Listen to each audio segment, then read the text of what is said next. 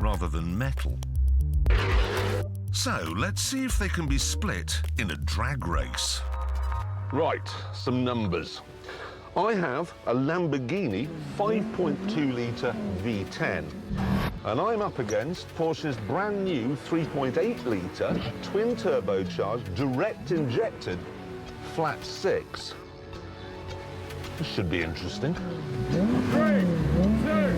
1, go! And indeed, it is interesting.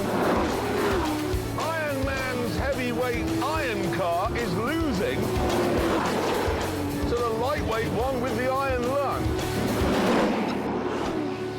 But now let's see what happens if we swap drivers and do the race again. Go!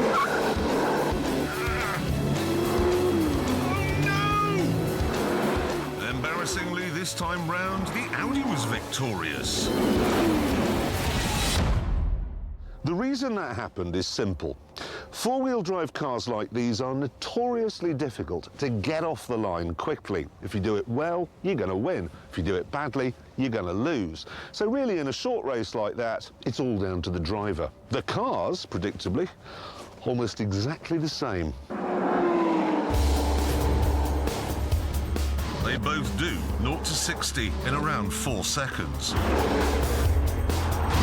And flat out, they can both crack 190 miles an hour. So in a straight line, there's nothing to choose between them. But what about in the corners?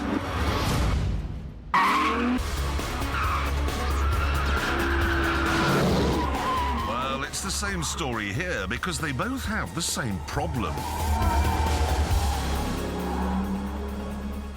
You see, a normal